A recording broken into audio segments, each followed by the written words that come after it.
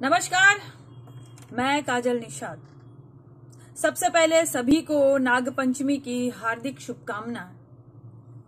और हमारी वीरांगना, भारत की पहली क्रांतिकारी महिला, विश्व की चौथी क्रांतिकारी महिला दस्यु सुंदरी, ऐसी हमारी वीरांगना बहन फूलन देवी जी के शहादत पर शत शत नमन, वो विनम्र श्रद्धांजलि। साथियों, फूलन देवी सही मायने में एक देवी थी। जिस देवी को हम दुर्गा के रूप में, काली के रूप में, महालक्ष्मी और सरस्वती के रूप में छवियों में और मूर्तियों में ढूंढते हैं ना, असली जीवन में तो फूलन देवी ही वो देवी थी। पर उसे जल्दी कोई देवी मानने को तैयार नहीं होगा।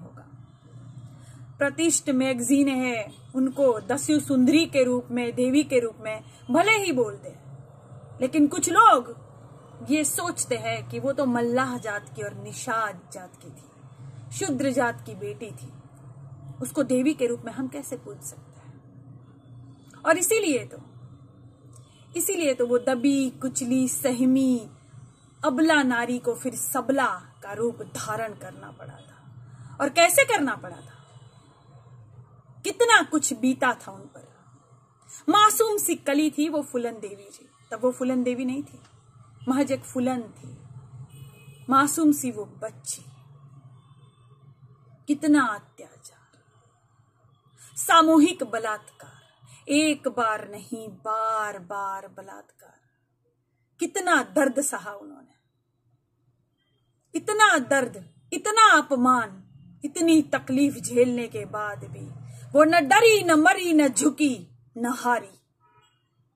अपने आप को साबित किया। किसी ने कहा है ना कि महिलाओं की आंखों में आंसू होते हैं, आंचल में दूध होता है, ये बिल्कुल अबला नारी होती है। नहीं, फूलन देवी ने इस बात से मना किया, सबको जगाया कि नहीं, नारी सिर्फ अबला नहीं होती है। अत्याचार हो, उनके साथ अन्याय हो, तो वो क्रांतिकारी भी बन सकती है। वो नारी वहां से उठी, वहां से निकली। देखो कैसे सब अत्याचारियों को लाइन में खड़ा करके गोलियों से भुना उस बहन ने। अपने साथ हुआ अत्याचार का उसने बदला लिया।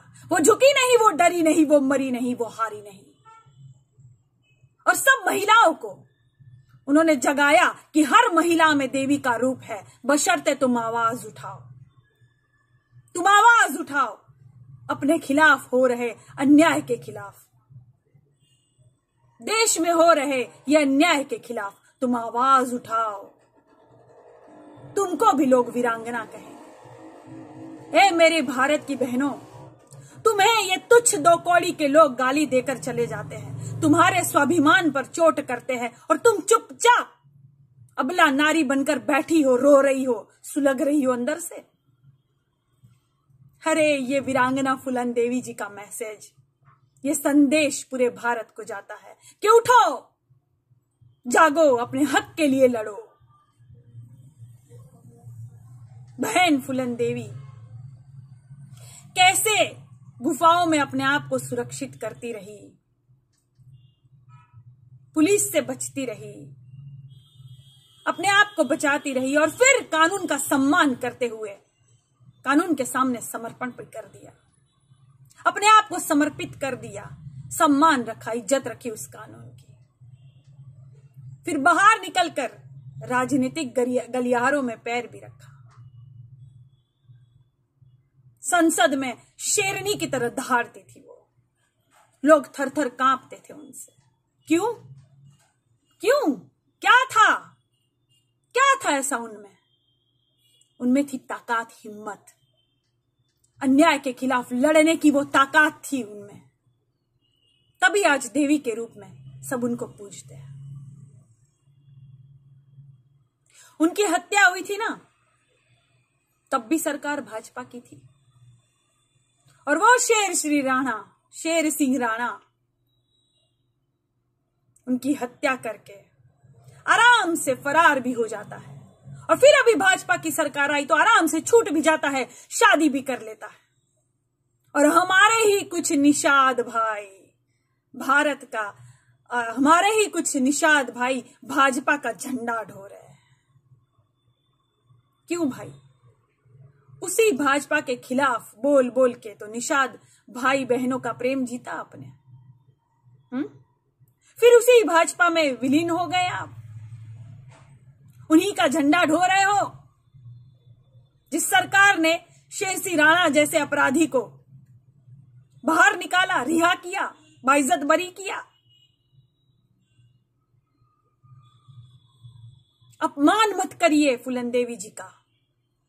फिर शहादत दिन पर फूल माला लेकर खड़े हो जाएंगे आप मूर्ति के सामने, फेसबुक पर एक जरा सा वो लिख देंगे, अपने विचार पोस्ट करेंगे, शत शत नमन देवी को। उस देवी की इज्जत आप कर रहे हो। हमारे ही कुछ निषाद भाई बहन भाजपा के गुण गा रहे हैं, उस भाजपा का जिन्होंने हमारी फूलन देवी जी की कभी इज्जत नहीं की है, कभी नहीं। और आज भी कितने भाजपा के लोग कर क्या रहे हैं? क्या बलात्कार नहीं हो रहा? अपराध नहीं हो रहा?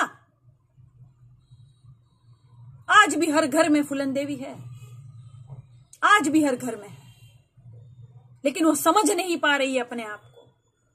दबी कुचली सहमी सी हो गई है वो।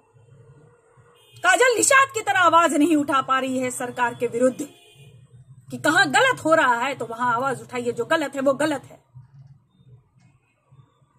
सभी को फूलन देवी बनने की जरूरत है। कल एक भाई ने मुझे रिकॉर्डिंग भेजा था, मुंबई की एक बहन थी, भाजपाई कार्यकर्ता उनको बहुत गंदी गंदी गालियां दे रहा था, और वो बहन कह रही थी कि ऐसे मत कहो, ऐसे मत कहो। अरे बहन, तुम जागो, उठो, अपनी लड़ाई लड़ो, ऐसे लोगों का सर कुचलो, क्योंकि ये लातों के भूत है, ये बातों से नहीं मानने वाले। ये 2 टके के लोग किसी की इज्जत नहीं करेंगे। मैंने पहले ही कहा, किसी महिला को स्वाभिमान पर चोट पहुंच गई ना, तो वो देवी का भी रूप ले लेगी और फूलन देवी का भी रूप ले लेगी। वो कार्यकर्ता कह रहा था कि हमारी सरकार है, तुम्हें सवाल पूछने का कोई हक नहीं, तुम कौन होती हो सवाल पूछने वाली? ऐ औरत, मैं तेरे घर आऊंगा और रुख तेरे साथ क्या करता हूं, सलिया डाल दूंगा तेरे अंदर। ऐसी बातें करता है ये, ऐसी बातें करेगा महिलाओं से, और तुम महिला होके कुछ बोलोगी नहीं। क्या कर रही हो? क्यों दब रही हो? पहले वाला जमाना नहीं है अब। जागो, उठो,